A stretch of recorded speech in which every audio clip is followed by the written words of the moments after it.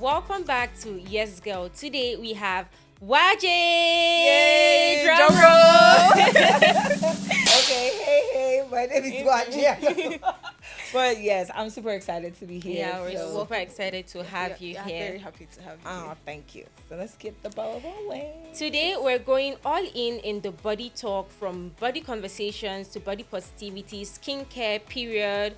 We're going to unravel it all, because when you understand your body, you make better and more informed decisions. My body, my rules. Let's get into it. Today we're going to be speaking on a very important topic, and that's our bodies as adolescent girls. We go through a lot when considering the fact that we are transiting from childhood into adolescence, and then in the later part of adolescence into womanhood completely. Yeah. And this comes with a lot of changes, from periods to acne to stretch marks, a lot of things going in our bodies. And for periods, some people experience pain. When people experience their periods, they are scared. Some are scared at the first time. I wasn't. My experience was, I think I was fetching water, and then my tummy is aching me. She was like, okay, just go and lie down. I was like, let me just have my bath first. Then I noticed. I was like, oh, mommy, don't worry, it's my period. Oh my God.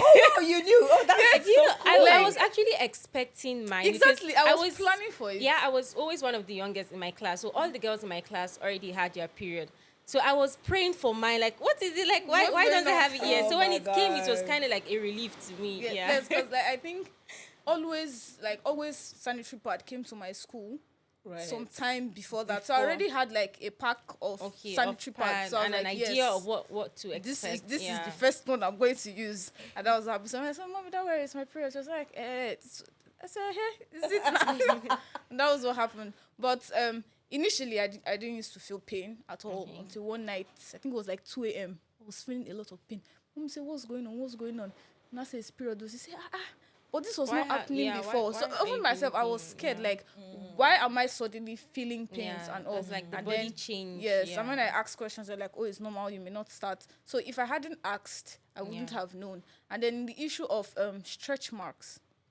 I saw somewhere that stretch marks are caused because the elasticity of your skin has been exceeded. Absolutely. And I believe it's because during puberty, there's rapid growth. And so the way your body had been growing, your skin, the way it has been stretching from childhood, it's not the same. Yes. So during puberty, there's this spurt of growth, and then your body is not able to absorb it quickly, and then your skin stretches. Sometimes it could be hormonal.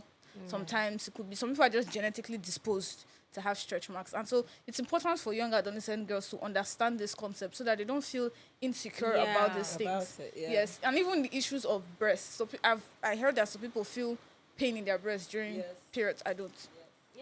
I don't. It feels heavy. Yeah, it actually feels heavy when you're on your period. Yeah, it becomes heavy. Exactly. And so some girls don't understand this thing, and it's important for them to understand these things and ask questions. Exactly. When they ask, they know. Exactly, because if you don't ask questions, you won't know. And it's very important to ask as girls. Be curious enough to know what exactly is going on in my body per time, and it's very important. And outside you just being curious, I also think that when young girls talk about it a lot more young girls feel comfortable to share their experiences, which is why I love your podcast, because when other girls watching and listening say, okay, happened to our, so nothing they do here, but the thing is, sometimes we live in isolation and we think we're the only ones going through it, and so we don't share.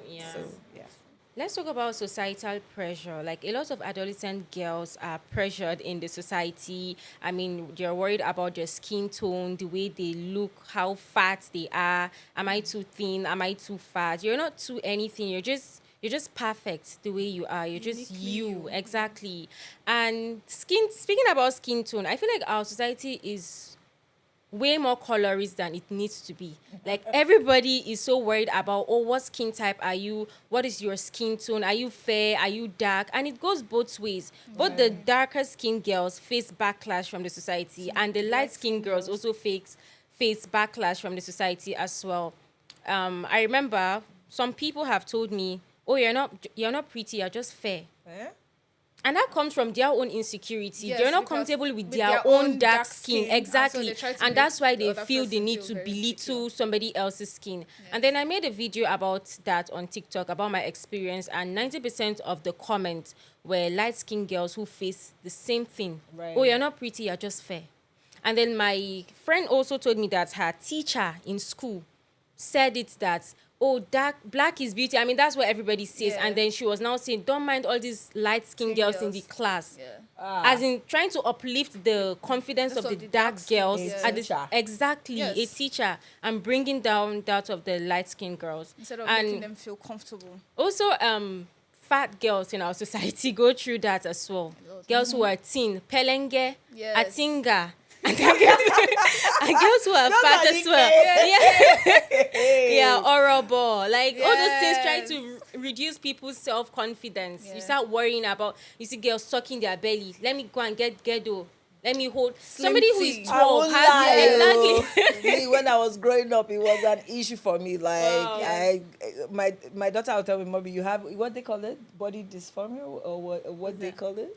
I don't know. Is it that body dysphoria, Dysmorphia. dysmorphia, be what?" Probably. So my daughter, I have a 26-year-old, and she says that Wow. to me all the time, and I'm like, well, it's important for us parents Yeah. to build the confidence of our About kids. children. Because maybe I had a nickname when I was growing up, Mighty Eagle, because I was big. Because of that, they will use these nicknames on me, and it affected my Yeah. confidence. Yes, It didn't make me feel good about myself. So I Yeah. was always checking, oh, am I fat? Yeah, I want to diet. I want to. At a very young age, you know what I mean? So I Yeah. feel like parents or aunties or caregivers, guardians, whoever, Yeah. they have to build the confidence of their Of their children, children because as everybody well. is uniquely Different. exactly. Yeah. I Yes. faced something as well. When I was growing up, I was always one of the youngest in the class. So my feminine qualities did not start developing at the same time as my classmates. So they were calling me flat, okay? I'm sorry. I love Yeah, like flatty posh, flat, okay, and I'll Wow. feel so bad. I'll cry, like it was actually an issue, and I was just young. I wasn't even old enough to start having having- those Yes, feminine qualities. So it wasn't that yes, there was anything yes, wrong with with me. I you. wasn't just old enough yet. Yeah. Jamni, if you tell me something, I used to always live this nonchalant, nothing you want to say will affect, just do your own, me, I'll do my own. Yeah. And then when I discovered that, like when I was 12, 13, I discovered that I had dry skin. I was Okay. very surprised because I was going through a lot of reactions. I would bathe, I would be itchy, everyone would be Itchy, scratching. yeah. And I'm like, I just had my bath. Why would my body be itching? Right. And then I look a lot like my dad, and he has oily skin. So he was very surprised that, oh, I got dry skin, which is like my mom. My mom has dry skin. Dry skin. And so it was a lot because I started getting medicated soaps, looking for medicated Wow. creams. I had to meet the doctor. Oh, this is going on. There's this reaction and all. And then it was like, oh, this is normal. You just have to do this and do that. And so I had to stop using sponge because it was Right, Yeah. trying because you're to a lot exfoliating of your friction on my skin and Wow. all, and a lot. And then I finally now discovered that, oh, I actually have to apply oils on my skin On now my skin because regularly. I don't have oily skin, so I had to get the right lotion, the right oil right to apply on my oil. skin. And this is Wow. because my parents made me feel comfortable about this About thing. Right. That's okay, you are not actually sick. Nothing is wrong It's with wrong you. with It's you. just that you got this skin type, and it's now the thing is beginning to manifest. And that's very, very important for parents. Wow. Yes. Another issue that a lot of young girls go through is smell. Adolescent girls, this body odor of a thing. Yeah. It's a big issue. Some girls, their confidence literally goes down to zero when they have this smell, this Yes. body odor. Yes. Yeah. And then there are some girls who sweat a lot too, and this also contributes to it So why because they smell? naturally the skin will produce sweat if your body is hot. That's just a way of regulating temperature.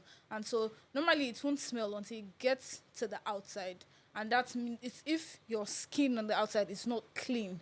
And that is where all these body odors now come in because of bacterial action and all of that. And so it's important for the girls to know that there's nothing actually really wrong on my inside. It's just that I need The to outside. have my bath more often. Yeah. Yes. I need to You know, try as some of much them as they possible. bathe like 4 times or 2 times, and they still, whenever they're sweating, they still Still So, smell- like, yes.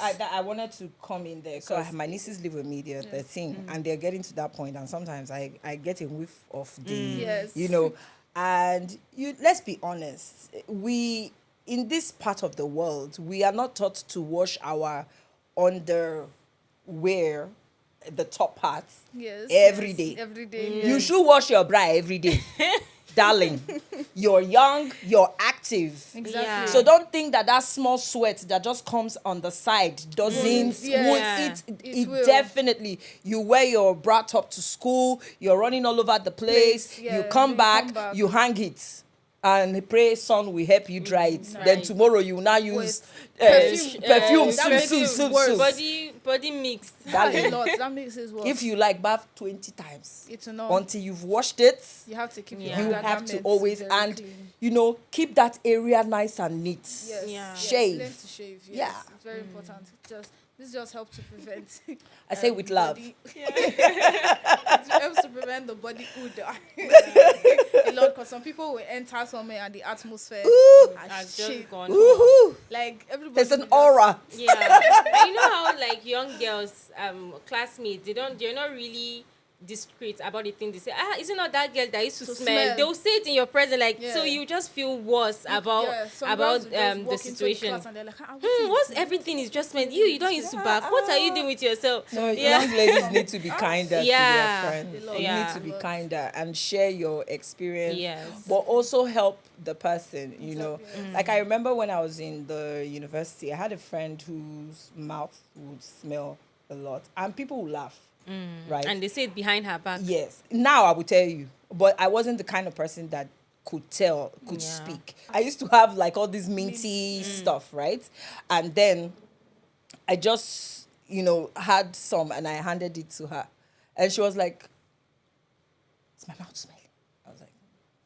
She was like, and that was how That we was solved it. that issue. Yes. Wow. Rather than Yes. don't you brush? Yes.